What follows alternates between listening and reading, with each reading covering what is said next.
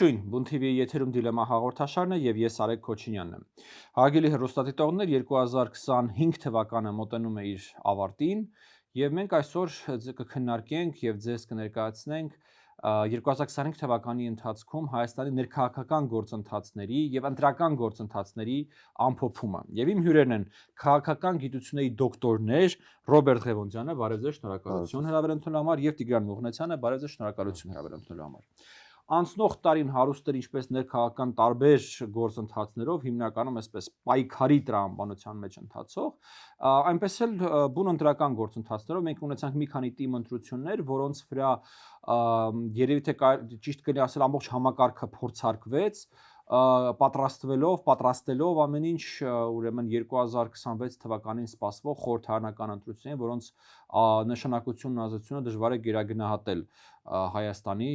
երևի թե ոչ միայն Հայաստանի տարածաշրջանի համար։ Պարոն Ղևոնդյան, սկսենք ձեզանից, ըստ ձեզ, որոնք են ուրեմն տարվա ընթացքում Հայաստանում տեղի ունեցած կարևորագույն ներքաղաքական իրադարձությունները եւ ինչու։ Կարելի է հիշել, որ տարին սկսվեց կարծես թե նախընտրական տարվա տրամաբանության մեջ։ Ես որպես նախընտրական տրամաբանության խորհրդանշական սկիզբ կհամարեի փետրվարին երկրորդ նախագահ Ռոբերտ Քոչարյանի հարցազրույցը, որը նա տվեց, եւ դրանից հետո կարելի է ասել սկսվեց հերրակա բանավեճ ներկա իշխանությունների ներկայացուցիչների անձամբ վարչապետի եւ նախորդ 3 իշխանությունների ղեկավարների եւ նրանց ներկայացուցիչների միջև եւ այդ բանավեճը կարծում եմ շարունակվում է մինչ օրս, մինչ այժմ մենք ժամանակ առ ժամանակ տեսնում ենք թե առաջին դեմքերի մակարդակով հայտարարություններ, հարցազրույցներ, ասուլիսներ եւ այլ դրսևորումներ եւ թե նրանց հետևորդների կողմից մեկը մյուսի նկատմամբ որոշակի հայտարարություններ, խոսքեր, բանավեճի հրավերներ, բանավեճեր, որոնք երբեմն տեղի են ունենում, թեև շատ են օրինակ մեդիա ներկայացուցիչները բողոքում, որ կողմեր կան, ներկայացուցիչներ կան, ովքեր հրաժարվում են բանավեճի գալ, եւ կարելի է ասել, որ այդ տրամադրությունը ամբողջ տարվա ընթացքում գերակա էր։ Այդ տրամադրության շրջանակներում էին նաեւ տեղի ունեցած այլ իրադարձությունները, որոնց թվում, ինչպես դուք նշեցիք, տեղական ինքնակառավարման մարմինների որոշ ընտրություններ, երկու գլխավորներ իհարկե գիտենք Գյումրիում եւ Էջմիածնում էին, Վարշապատ համայնքում էին, եւ այդ երկուսի դեպքում գրանցվեցին իմ գնահատմամբ զուտ ընտրություններում քվեների առումով նույն արդյունքները, բայց վերջնարդյունքը տարբեր էր։ Ինչու էր այդպես, ես հիմա մի փոքր փորձեմ ներկայացնել։ Իհարկե ընտրական գործընթացների տրամաբանությունը հուսամ կներկայացնի գործընկերս, բայց ես ներկայացնեմ քաղաքական տրամաբանությունը։ Գյումրիի ընտրությունների ընթացքում տեղի ունեցավ այն, որ Գյումրիի ներկայացուցիչը հավաքեց ամենաշատ ձայները, բայց 4 այլ կուսակցությունների ներկայացուցիչներ կարողացան անցնել ավականի եւ նրանց ձայները մի փոքր ավելի եղավ, քան իշխանության ներկայացուցիչինը եւ նրանք կարողացան ընտրել քաղաքապետ։ Վարշապետի ընտրությունների ընթացքում 3 այլ կուսակցություններ, որոնք փորձում էին ավականի անցնել, շատ մոտեցան շեմին, բայց չկարողացան հաղթահարել շեմը եւ ընդամենը 2 կուսակցություն կարողացան հաղթահարել շեմը եւ այն ներկայացուցիչը, ով ներկայացնում էր իշխող կուսակցությունը, Հայաստանի Հանրապետությունում իշխող կուսակցությունը, նրա հաշվին, որ ընդդիմադիրները ընդամենը 2-ն էին եւ նրանց ձայները չբավարարեցին, անցավ 51% եւ կարողացավ ձևավորել իշխանություն։ Այսինքն փաստացի Գյումրիում եւ Վարշապատում քվեների բաժանման հարցում նշանակություն ունեցել է այդ 0.քանի% տարբերությունը, որովհետեւ եթե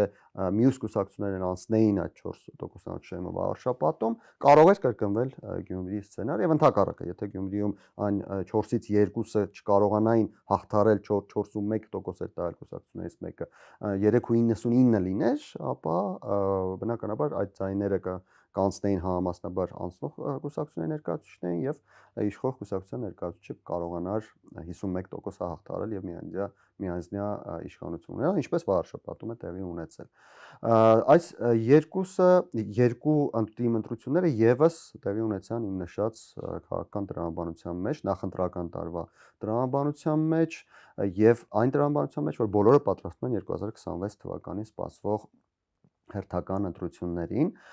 եւ ես նույնիսկ նշեմ, որ Վարշապատի ընտրությունների ընթացքում շատ շատերը արդեն խոսում էին դրա մասին, թեև Գյումրիից հետո էլ ընդդիմադիր որոշ ներկայացուցիչներ խոսում էին այն մասին, որ տեսեք հաջորդ տարի տեղի ունենալու այն, ինչ տեղի ունեցավ Գյումրիում, բայց վաղարշաբաթում արդեն շատ ավելի շատ էին նման խոսակցությունները, թեև կար մեկ այլ համատեքստ եւս, որին անդրադառնում էին բոլորը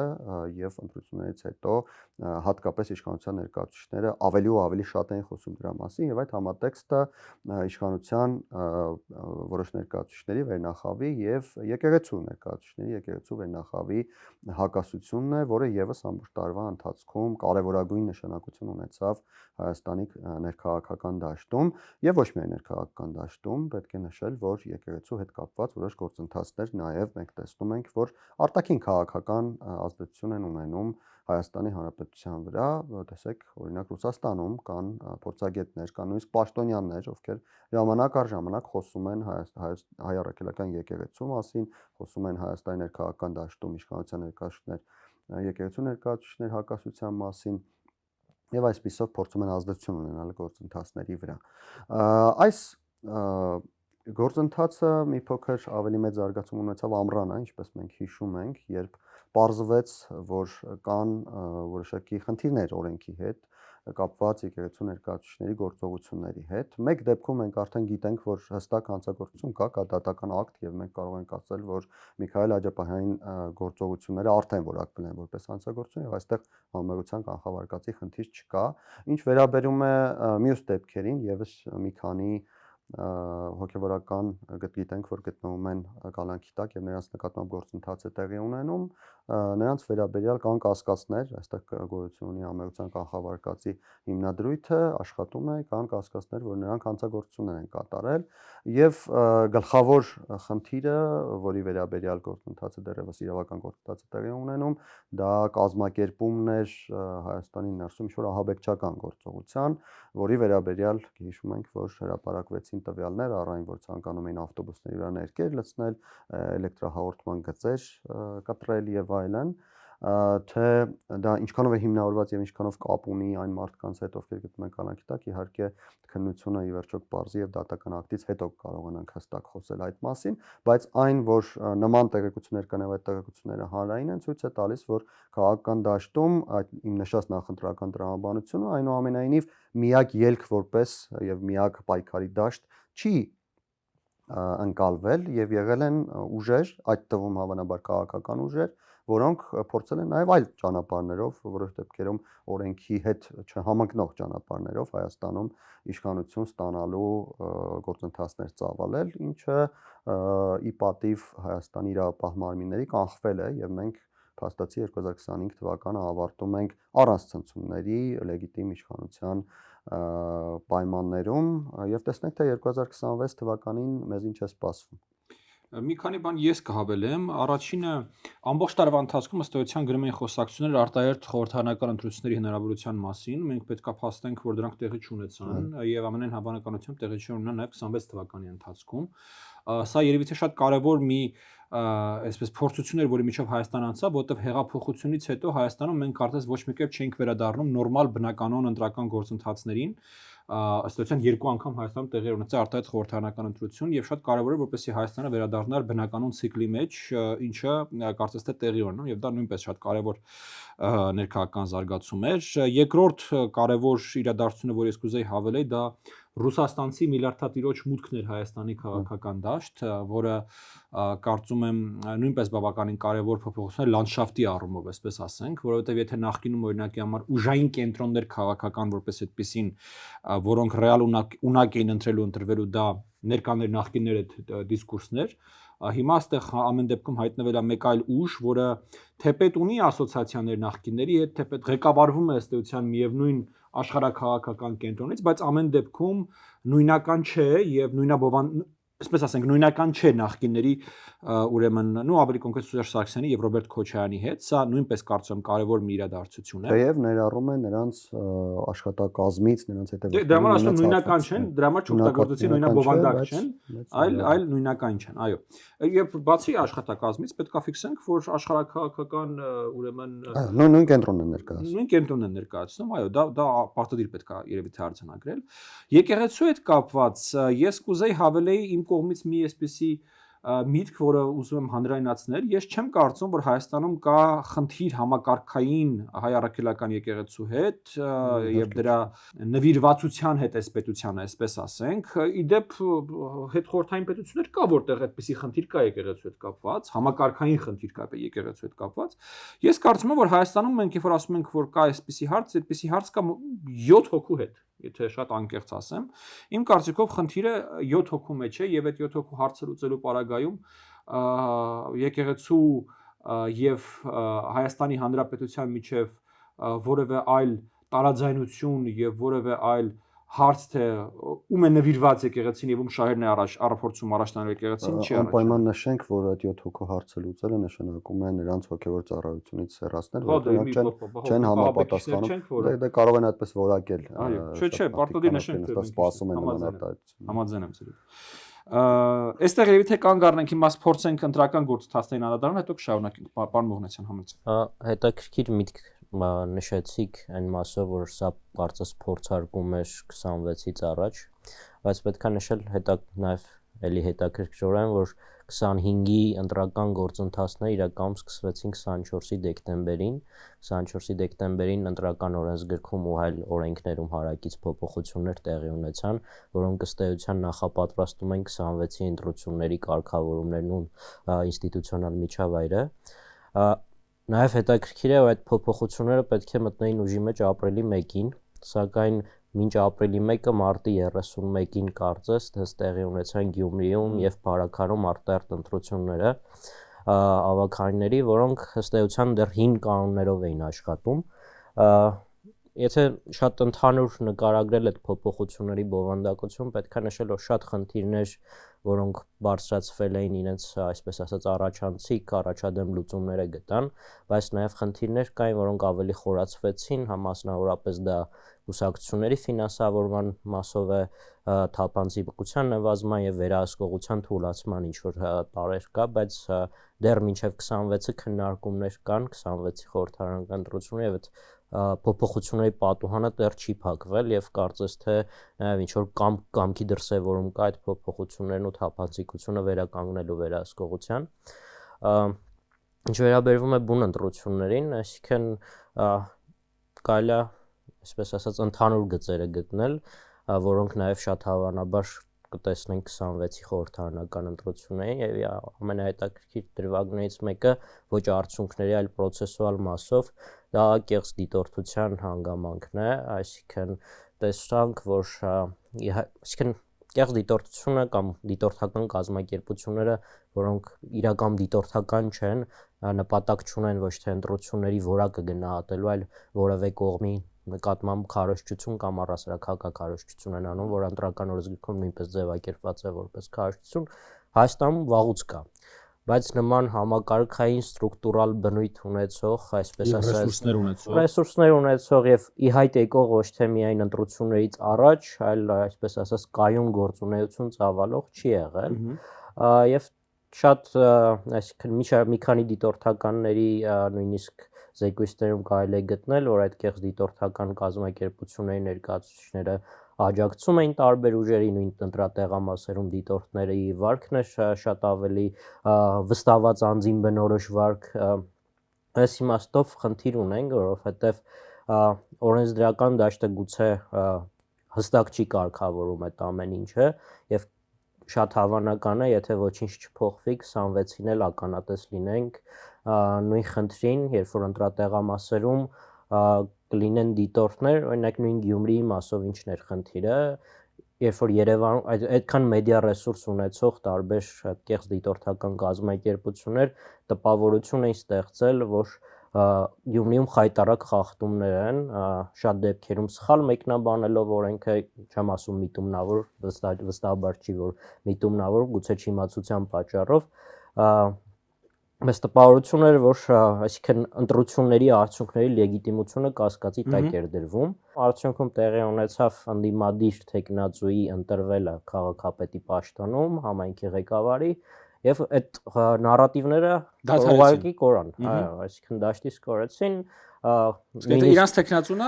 բան չի։ Հա, ես կարծեմ նույնիսկ այդ դիտորդականներից մեկը նույնիսկ շնորհավորել էր հաղթանակի հետ կապված, այսինքն դա էլ առասարակ չի տեղավորվում էլ այդ անաչառության եւ օբյեկտիվության տրամաբանության մեջ, վաղար շաբաթում էլ նույն խնդիրը կար, գուցե վաղար շաբաթը իր ծավալներով ավելի փոքր էր, դրա համար շատ նկատելի չեղավ կամ շատ այդքան ռեսուրս չդրվեց եւ արդյունքն էլ այդքան բավարար չէր, բայց ամեն դեպքում այդ նարատիվը շատ վտանգավոր է, երբ որ դրվում է, որ այսինքն մենակ Հայաստանում չէ, տեսել ենք շատ նաև ժողովրդավար երկր, ավելի ժողովրդավար, կայացած ժողովրդավար երկրներում կան այդպիսի նարատիվներ, որ ընտրությունները կեղծված են, լեգիտիմ չեն, արդյունքները Ընդհանրապես դա կարևոր գործիք է հակաժողովրդավարական ուժերի ձեռքին փորձելու ապալեգիտիմացնել ընտրությունների արդյունքները։ Այո, եւ մեկնաբանել ըստ արդյունքների ընտրությունները եւ ըստ այս առումով շատ կարևոր աշխատանք կա մինչեւ 26 թվականի խորհրդարանական ընտրությունները կատարելու։ Այսինքն մի խնդիրը, որ հստակ արձանագրում ենք, դա կեղծ դիտորդական կազմակերպությունների աշխատանքն է Հայաստանում եւ այն վնասը, որ դրանք կարող են հասնել եւ բուն ընտրական գործընթացին եւ հետընտրական գործընթացին։ Այո, այսինքն շատ դեպքերում նույն տեղամասերում այդ դիտորդները գուցե բավարար ձևով, այսպես ասած, վերապատրաստում չեն անցել եւ խոչընդոտում են նաեւ աշխատանքներին հանձնաժողովի, եթե հանձնաժողովն է բավարար պատրաստ չի, տեղիք է տալիս այդ եւ ընտրական գործընթացը մի բան ինչ-որ քաոսի է վերածվում, ինչը էլի լուրջ խնդիր կարա լինի մեծ ծավալով ընտրողների եւ մեծ ծավալով, այսինքն համապետական ընտրությունների դեպքում։ Մեկ այլ խնդիր, որը նաեւ փոխկապակցված է եւ շատ ավելի, այսպես ասած, համընդգրկուն խնդիր է, այդ այսպես քաղաքական ֆինանսավորման խնդիրն է, ինչպես նշեցիք, այսպես ասած, նոր ուժեր հայտնվեցին քաղաքական ասպարեզում, որոնք իրականում իրավաբանական որևէ սուբյեկտայնություն չունեն, այսինքն իրանք նախաձեռնություններ են, շարժումներ են, ինչը նաև սահմանադրորեն իրացվելի, այսինքն խնդիր չկա, մարդիկ ազատ են հավաքներ իրականացնելու, քաղաքական կամ եւ խոսքը ազատ ներկայացնելու, բայց այստեղ այսպես ասած այդ տարբերակը մրցակցային առավելություն է ստանում կուսակցությունների նկատմամբ այն իմաստով, որ իրենք տարեկան հաշվետվություններ ֆինանսների մասին չեն ներկայացնում եւ որևէ վերահսկողություն չկա, այսինքն շատ ձեռք է տալիս փողեր լցնել քաղաքականություն, վերջի պահին ընտրություններից առաջ մի հատ կուսակցություն առնել, մի կուսակցություն հիմնույն առնել, հիմնել, ուղղակի ինչ-որ մի ցուցակում դեմքերով հայտնվել եւ փաստացի դուրս է գալիս, որ երկար տարիների, այսպես ասած, գումարները, որոնք ծախսվել են քարոզչության համար եւ նախապատրաստական են եղել 26 թվականի խորհրդարանական ընտրություններին, դրա մասին ոչինչ չի իմացվում, ոչ աղբյուրների մասով, ոչ ծախսերի։ Այս մասով այդ խնդիրը կա, սրան այսպես ասած շահունակական խնդիր է այդ վերահսկողության ոչ ամբողջական լինելը, այսինքն վերահսկող մարմինները, մասնավորապես տարեկանի դեպքում կոռուպցիայի կանխարգելման հանձնաժողովը, օբյեկտիվորեն շատ թեր լրացված է կազմը, այնտեղ խնդիրներ կան, կարողությունների եւ այլն, ու այսպես ասած մոտ Հայաստանում 120 կուսակցություն կա, բայց այդ բաժինը, որը զբաղվում է, կարծես 3 հոգանոց բաժին է, ուղղակի չեն կարողանում ամբողջովին ստուգել, ինչը նշանակում է, որ հսկայական ինչ-որ ծավալի քաղաքական փողեր դուրս են մնում արդյունավետ վերահսկողությունից։ Հələ դուք ընդ որում ասում եք, որ իրանք ըստ էության վերահսկում են մենակ նրանք, որոնք իրավաբանորեն կուսակցություն են, բայց փաստորեն այնտեղ մենք ունենք բավական լուրջ ակտորներ այս պահին քաղաքական դաշտում, որոնք ընդհանրապես ռադարից դուրս են։ Այդ այսպես ասած երրորդ անձինք են, բայց բացի այն ակտորներից, որոնք կան, որոնք դուրս են մնում, կան նաև ակտորներ, որոնք քաղաքական դաշտում են, կուսակցություն են, մասնակցում են, բայց իրական ֆինանսավորումը իրականացվում է ոչ կուսակցական միջոցներով, ՀԿ-ներ, հիմնադրամներ, չգիտեմ, տարբեր, դե քեշը դեռ բան է, այսինքն եթե կուսակցության բանով է, դեռ կարող են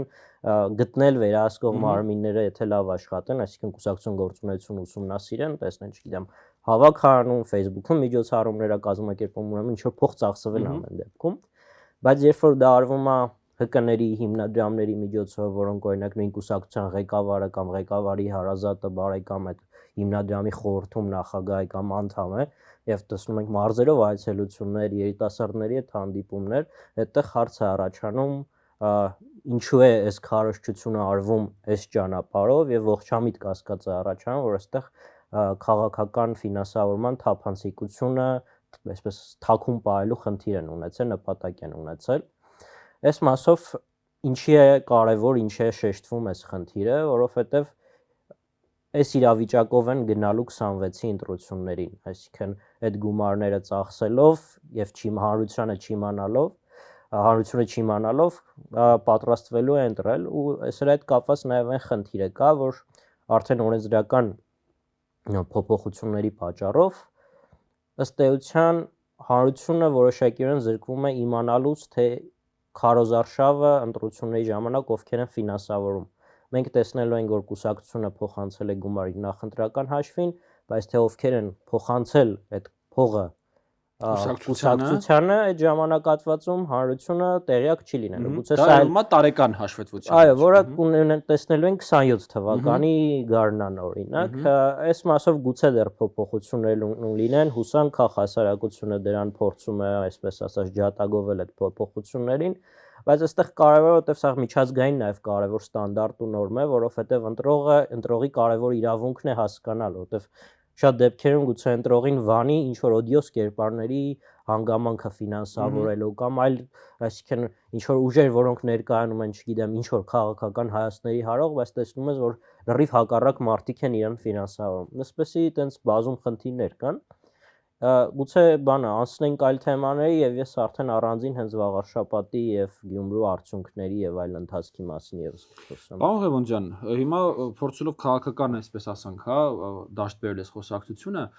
փաստորեն ստացվում է, որ Հայաստանում այսօրվա դրությամբ կան ուրեմն քաղաքական գործիչներ շատ հստակ, որոնք որ ակտիվորեն նախապատրաստվում են 26 թվականի ընտրություններին, ավելին հայտ են ներկայացնում այդ ընտրություններում հաղթելու։ Մինչև այս պահը այդ մարդիկ քաղաքական կուսակցություն դեռ չեն առել, չեն վերցրել, այնտեղ ուրեմն դա շատ ակնհայտ է, էլի, որտեղ բառացի գնալու է խոսքը գնելու մասին, վերցնելու են պարտքով օգտագործեն, հետ տան կամ ուղղակի առնելու են։ Դժվար թե հասցնեն իրենց կուսակցությունը։ Բնական է, ասենք, այսքան շուկա կա, մեկը կառնեն, էլի։ Հիմա դա բացի նրանից, որ դա իրավական բացի խնդիր է, դա նաև քաղաքական խնդիր է, չէ՞։ Այո, ես համաձայն եմ, դա քաղաքական խնդիր է, դա նաև խնդիր է կապված քաղաքական մշակույթի հետ, հաշվի առնելով, որ Հայաստանի Հանրապետությունում դեռևս քաղաքական մշակույթի առումով մենք հաստատված ինստիտուտներ չունենք։ Տեսեք, այն ինչ տեղ է ունենում, ես չգիտեմ, չեմ հաշվել, բայց այս համապետական ընտրությունները հավանաբար արդեն 20-ն անցել ենք մենք 91 թվականից, 20-րդից ավելի համապետական ընտրություններ ունենք եւ հաստատված չէ քաղաքական մշակույթ, հաստատված չէ խաղի կանոններ, որոնցով որ պետք է քաղաքական ուժերը հարաբերվեն մեկը մյուսի հետ եւ պետք է հարաբերվեն հասարակության հետ, հաշվի առնելով հասարակության սպասումները, հասարակության ցանկությունները եւ այլն։ Այն կանոնները, որոնցով որ հարաբերվում են իրականում քաղաքական ուժերը, ունեն որոշակի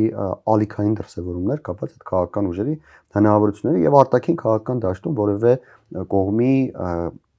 շահերը մոտեցումները պաշտպանելու հետ։ Տեսեք, այն քաղաքական ուժը, օրինակ, որի մասին դուք նշեցիք, որը կարծես թե հավակնում է Հայաստանի Հանրապետության հաջորդ խորհրդանում լինել երկրորդը, այսինքն գլխավոր ընդդիմադիր կուսակցությունը, փաստացի այս պահին ինստիտուցիոնալ ձևակերպում չունի։ Եվ այդ քաղաքական ուժը ներկայացնողը, ով իմիջիայլոց վերջերս տաքսու վարորդ էր աշխատում, եւ ես չեմ հասկանում այն տրամաբանությունը, որ ընդդիմադիր դաշտը օրեր առաջ փորձում էր ծաղրի ենթարկել քաղաքացիական պայմանագիր կուսակցության ներկայացուցիչներից մեկին, այսինքն ցուցակում ընդգրկվելու հայտ ներկայացուցիչներից մեկին, ով նախկինում առաքիչ է աշխատել, եւ այժմ իրենց լիդերը, փաստացի նա իրենց լիդերն է, տաքսու վարորդ է, այսինքն ստացվում է, որ ըստ այս տրամաբանության առաքիչի համար հետագայում տեխնացու լինելը դա ինչ-որ պարծավանքի առարկա է, իսկ տաքսու վարորդը կարող է լինել նաև քաղաքական ուժի ղեկավար։ Եվ տեսեք, հարաբերությունը այս քաղաքական ուժի ներկայացուցչի, որը դեռ քաղաքական ուժ չի ձևակերպել, ինչպես նշեցինք, եւ հասարակության փաստացի չունի որևէ կանոնակարգում, չունի որևէ տրամաբանություն, չունի որևէ մշակույթ։ Եկեք ուշադրություն դարձնենք պարոն Մունեցյանի ասած կայացած ժողովրդավարություններում քաղաքական ուժերի եւ հասարակության փոխհարաբերություններին։ Ինչեր են տեղի ունենում։ Հանդիպումներ, գաղափարական դաշտի ներկայացումներ, ապագայի տեսլականների ներկայացումներ, մոտեցումներ եւ այլն, որոնք տեղի են ունենում դահլիճներում, մեծ հրապարակներում, իրենց կողմնակիցների շրջանում, հետևորդների միջոցով եւ այլն։ Մեզ մոտ այդ ամենը կարծես թե խառնվել է իրար եւ խառնվել է իրար հենց այն պատճառով, որ մարդիկ են քաղաքական դաշտում, ովքեր շատ դեպքերում պատկերացում չունեն քաղաքական գործընթացներից։ Պատկերացում չունեն այնքան, այսպես ասենք, էլի այնքան վատ պատկերացում ունեն քաղաքական գործընթացների մասին, որ կարող են բերել իրենց խորհրդական օրինակ տնտեսագետը, ով երբևէ քաղաքական գործընթացներով չի զբաղվել։ Ես ամենայն հարգանքով տնտեսագետների նկատմամբ, բայց տնտեսագետը պետք է զբաղվի տնտեսությամբ, տնտեսագետը պետք է բյուջեներ հաշվի, հաշվարկներ կատարի, հաշվի թե ինչ պետք է ծախսեն, ինչքան պետք է ծախսեն, ինչպես պետք է դա անեն, բայց ոչ թե քաղաքական գործընթացներ ներկայացնի։ Դա տնտեսագետի խնդիրը չէ, դա այն մարդու խնդիրն է, ով վարձում է այդ տնտեսագետին։ Նույն կերպ կարող է ցանկացած մասնագիտության տեր ուրեմն մարդու հրավիրել եւ փորձել նրա միջոցով քաղաքական գործընթացներ իրականացնել։ Եվ ես կցանկանայի իմ խոսքի վերջում նաեւ մեկ լրացում անել կապված Հայաստանի Հանրապետության 2025 թվականին տեղի ունեցած ներքաղաքական գործընթացների հետ։ Այս լրացումը հավանաբար, այս իրողությունը հավանաբար արտաքին քաղաքական բնույթ է, հավանաբար չիրականում արտաքին քաղաքական բնույթ է, բայց ունի շատ մեծ ներքաղաքական եւ ներհասարակական նշանակություն եւ դա 2025 թվականի մարտին Հայաստանի ազգային ժողովի կողմից երկրորդ ընթերցումով եւ վերջնականապես օրենքի ընդունումն էր, որ Հայաստանի Հանրապետությունը պետք է գնա Եվրամիության անդամակցության ճանապարհով։ Արտաքին քաղաքական մասը կարծում եմ դեռևս առիթներ կլինեն քննարկելու, բայց ես խոսեմ ներքաղաքական նշանակության մասին։ Սա դրսևորումն էր այն բանի, որ Հայաստանի Հանրապետության ժողովուրդը, Հայաստանի Հանրապետության քաղաքացիները իրենց մեծամասնությամբ ունեն հստակ քաղաքական տեսլական եւ Հայաստանի Հանրապետության ներկայ իշխանությունը ընդունում է Հայաստանի Հանրապետության ժողովրդի այդ տեսլականը։ Տեսեք, կարող էին լինել շատ նմանատիպ զարգացումներ, կարող էր Եվրաքրվեի նման մեկ այլ բան լիներ եւ կարող էր Հայաստանի իշխանությունը ուղղակի ընթացք չտալ դրան եւ 50,000 ստորագրությունից հետո ազգային ժողովում դա կարող էր տապալվել, բայց փաստացի մենք տեսանք, որ Հայաստանի ներկայ իշխանությունը հասարակության հետ փոխհարաբերություններում ընդունում է, որ ինքը պետք է կատարի հասարակության ուրեմն հանձնարարությունները։ Գոնե այս մասով մենք դրա դրսևորումը տեսանք։ Սա եւս մեկ ցուցիչ է այն բանի, որ այնուամենայնիվ թեև չկա այս բանի քաղաքական մշակույթ, բայց դրա ամրագրման սածիլները արդեն երևում։ Պարոն Ղևոնդյան, միջից մի հավելում այդ աշխատանքի հետ կապված։ Ես կարծում եմ, ընդհանրապես որպես հասարակություն մենք պետք է ասենք մեծ գնահատական տանք, էլի, որ աշխատանքը ամոթ չի, աշխատանքն է ամոթ։ Ամոթը երբ որ օրինակ քո ամբողջ կարիերան կառուցված է բարեկամիտ կապերի վրա, ոչ թե որ դու աշխատել ես եւ ինչ-որ բանի հասել ես։ Ընդհանրապես երևի այդ Միացյալ Նահանգներում հաջողության գաղտնիքներից մեկը հենց աշխատանքի հերոսացումն է եւ 0-ից մինչեւ վերև հասնելու հնարավորությունն է։ Ներքաղաքանի մասին խոսելուց երբ թե պետք է խոսենք նաեւ ռեֆորմներից, հեղափոխությունից 8-9 տարի հետո երևի թե առաջին տարին է, երբ որ մենք առիթ ունենք խոսելու նրա մասին, որ առնվազն որոշ ոլորտներում ռեֆորմները սկսել են տեղից շարժվել, էլի շատ դանդաղ, էլի շատ մեծ խնդիրներով, շատ հաճախ արհեստական քաղաքականացնելով եւ փորձելով աշխարհակաղակական ինչ-որ բաներ գտնել այդ ռեֆորմների գործընթացների մեջ, ես հատկապես կառանձնացնել առողջապահության ոլորտում, որտեղ այս տարի հասցրեցին ընդունել այդ համընդհանուր առողջական ապահովագրության ուրեմն մասին օրենքը, որը ի դեպ Եվրոպական միության հետ վիզա ազատականացման կարևորագույն բաղադրիչներից մեկն է, կառանձնացնել կրթության ոլորտում տեղի ունեցող փոփոխությունները, հատկապես դասագրքերի հարցում տեղի ունեցող փոփոխությունները եւ ուզում եմ ուշադրություն արվել, թե ինչքան քաղաքականացվեց այդ թեման բարձրագույն կրթության գիտության օրենքի ընդունումը։ Այո։ Եվ որ նույնպես ես կարծում շատ կարևոր է ենթակառուցվածքների ոլորտում տեղի ունեցող փոփոխությունները, հյուսիս-հարավ ճանապարհը վերջապես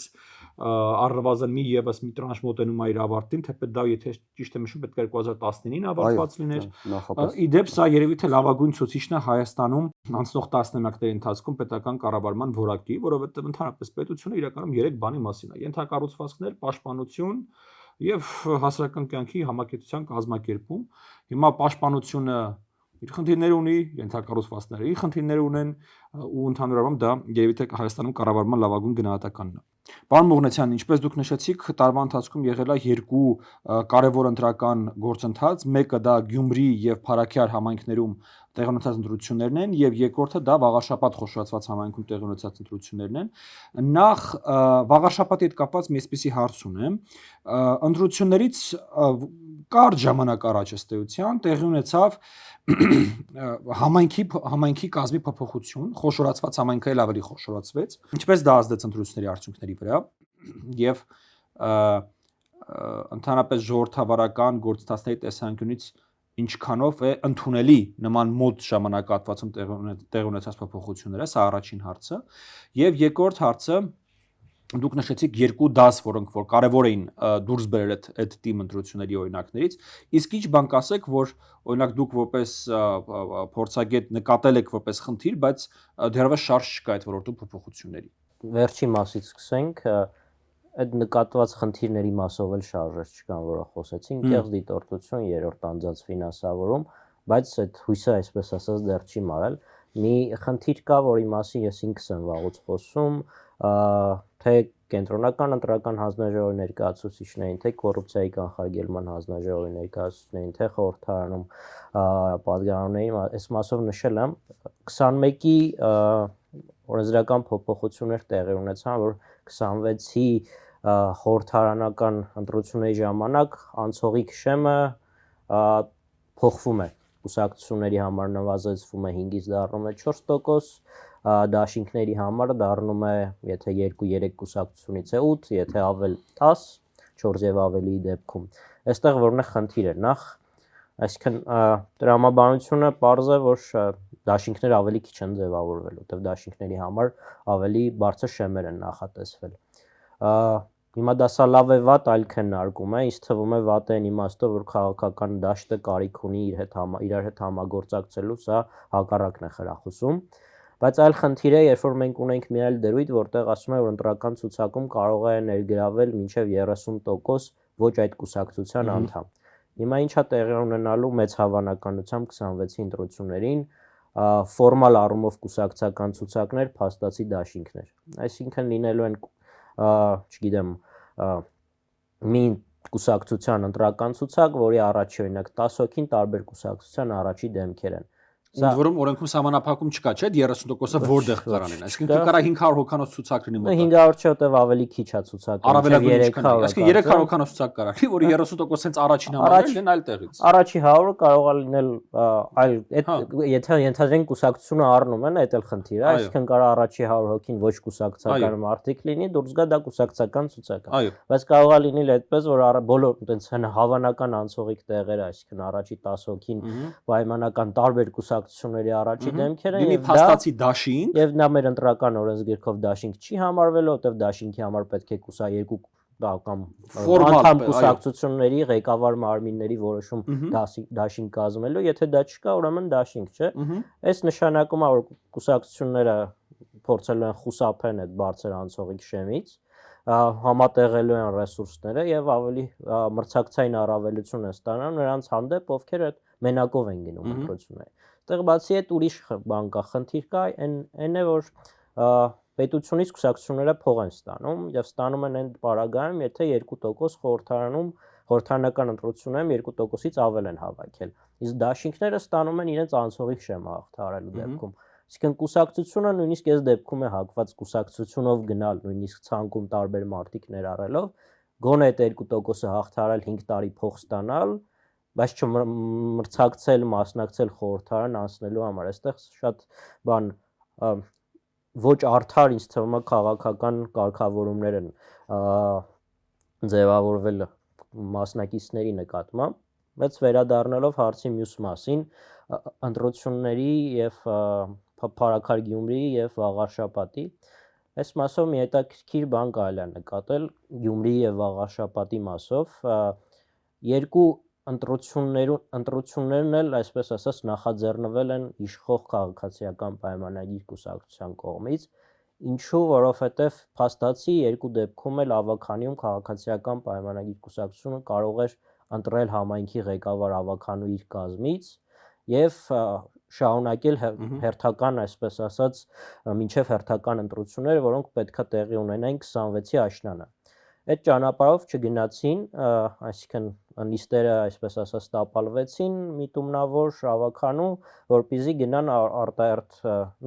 Վաղարշապատի դեպքում արտահերթ չէ, որտեղ համայնքները խոշորացան, դարձավ հերթական առաջին ընտրությունները, բայց ըստ որոշակի տրամաբանության արտահերթ ընտրությունները սա նաև ինչ որ իմաստով վերալեգիտիմացվելու մեթոդ էր, այսինքն եթե դժգոհություն կա, պետք է հասկանալ հասարակությունը, համայնքը ինչքանով է վստահում տեղի իշխանություններին, որտեղ արդյունքները նախորդիվ այլ են եղել, ինչը վատ քայլ չէ, բայց հետաքրքիր է որ տարբեր արդյունքներ ունեցան, այսինքն եթե Գյումրիում գործող կազմով քաղաքացիական պայմանագիրը կարող էր ընտրել համայնքի ղեկավար եւ սպասել խորհրդարանական ընտրություններից հետո գնալ ընտրությունների,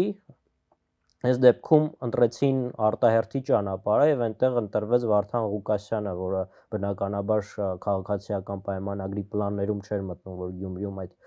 Վարդան Ղուկասյանը պետք է համայնքի ղեկավար ընտրվեր, այս իմաստով ինչ որ խնդիր առաջացավ 26-ի ընտրություններից առաջ, այսինքն թե ներքին ուժերը գնահատելու, թե նաև ռիսկ առաջացավ, այսպես ասած, ընտրությունները Գյումրիում կազմակերպելու օրինականության եւ այլնի հետ կապված։ Իսկ ինչ վերաբերում վաղարշապատին, ինչքանով է համայնքի խոշորացումը ազդել եւ ինչքանով է դա, այսպես ասած, լեգիտիմ եւ օրինական, եթե ծանոթանանք իդրաֆտում դրված այդ հանրային քննարկմանը դրված հիմնավորման օրենքի թե ինչի է խոշորացում, այնտեղ տենց շատ լավ բաներ են նշվում, այսինքն արդյունավետության բարձրացում, ծառայությունների օպտիմիզացիա եւ այլն, ինչը բնականաբար տեղ ունի, բայց նաև հասկանալի չէ ինչի հենց այս process-ներով, երբ որ Էջմիածնի համայնքի ղեկավարը հրաժարական տվեց, հետո քրեական գործեր հարուցվեցին իր ներգրավմամբ եւ հարազատների, այսինքն այս երկու process-ները կարծես թե փոխկապակցված էին։ Արդյունքների մասով Infocom-ը շատ լավ հետազոտություն էր արել, ցույց տալով ըստ տեղամասերի խոյը, երբ որ միացել էր Էջմիածին համայնքին, արդյունքները ոնց էին բաշխվել ըստ տեղամասերի։ Ըստ էության արդյունքների մասով, այսինքն իշխող քաղաքացիական պայմանագրի կուսակցությունը շատ ձայներ ստացել էր նաև խոյ համայնքի հաշվին, բայց գլխավոր շահողը իրականում քաղաքացիական պայմանագիրը չէր, այնտեղ օրինակ խոյի միացումից շահեց Մայր Հայաստանը, որը այլ դեպքերում առհասարակ չէր անցնելու վաղարշապատի ավագանի,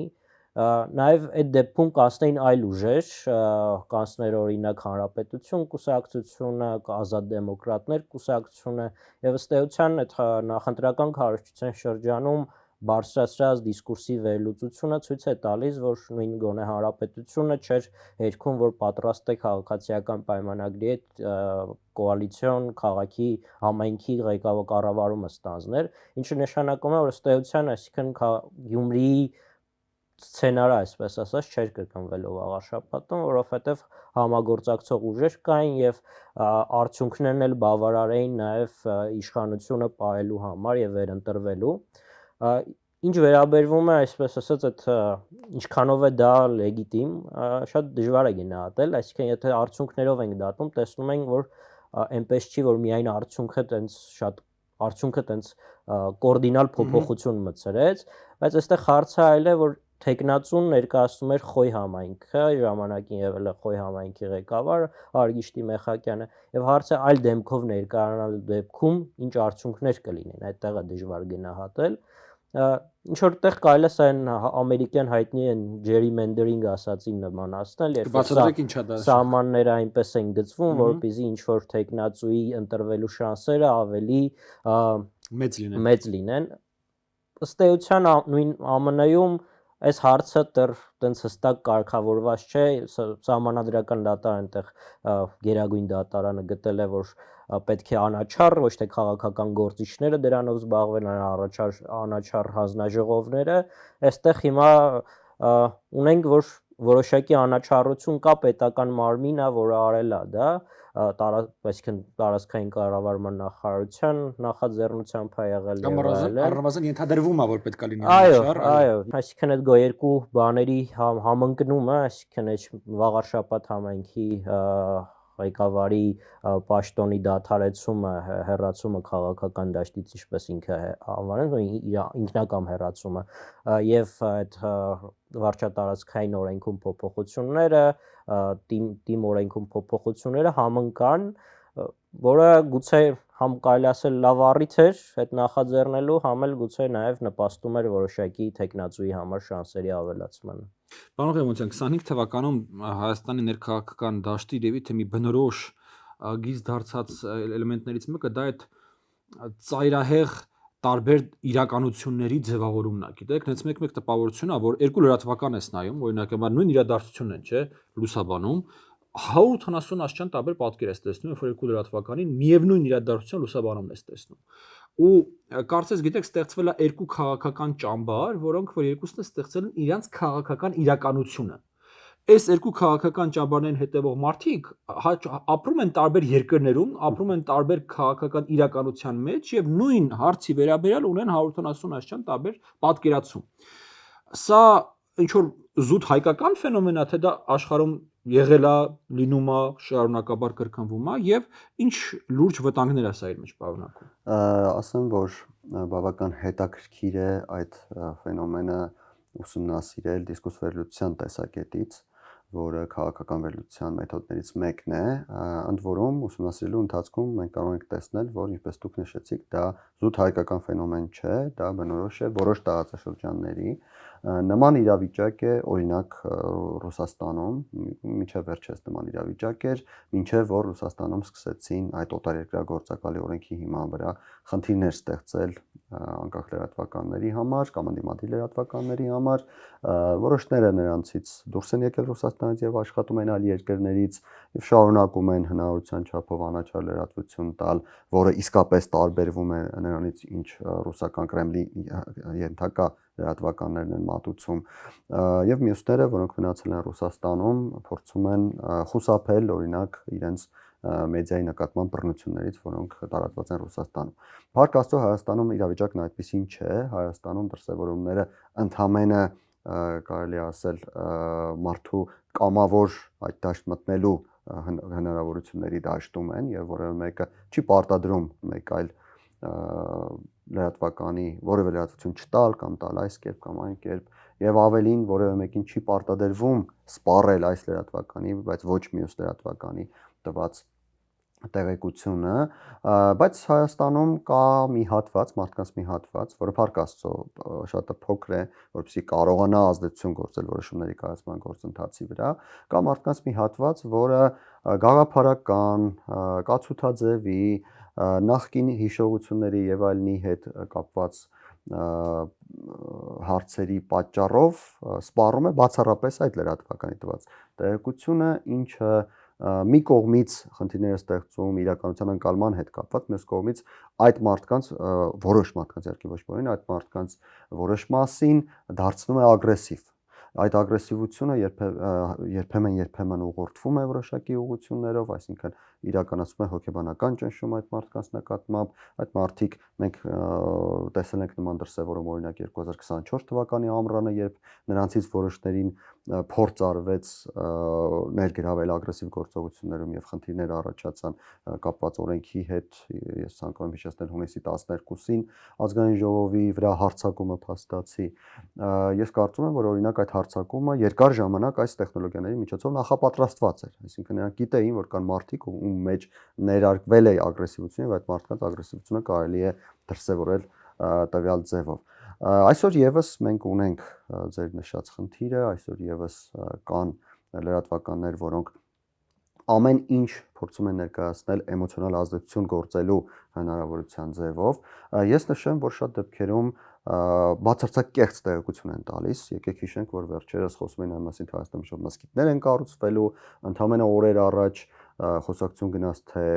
հայկական 50,000 դրամած թղթադրամից Արարատի նկարն է հեռացվելու, այսինքն կեղծ տեղեկություններ են հստակ տալիս, որոնք պետք է որ էմոցիա առաջացնեն այն մարդկանց մոտ, ովքեր ունեն հայրենասիրական որոշակի մղումներ, բայց կան նաև իրավիճակներ, երբ տեղեկությունը կեղծ չէ, այլ ներկայացում է մանիպուլացված ձևով, այսինքն տալիս են մի տեղեկություն, տեսեք օգոստոսի 8-ին ստորագրվեց համաձայնություն Հայաստանի Հանրապետության եւ Ադրբեջանի միջև, այդ համաձայնության արդյունքներում Հայաստանը վերանալու է, պետականություն չի ունենալու եւ այլն եւ այլն։ Այսինքն երկու տեխնոլոգիա Իրանը կհարձակվի մեզ վրա կմտնեն Սյունիքը կվերցնեն մեր ձեռքից կտանեն եւ այլն։ Այսինքն երկու տեխնոլոգիաներ են աշխատում եւ երկու տեխնոլոգիաները աշխատում են բավականին արդյունավետ իրենց հետևորդների նկատմամբ ես նշեմ, որ այնինչ մենք նկատում ենք նույն դիսկուրս վերլուծությունը կատարելով փորձագետներս, քաղաքագետներս այնինչ նկատում ենք, ցույց է տալիս, որ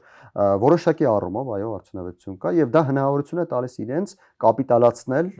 քաղաքական դաշտում այդ աշխատանքը,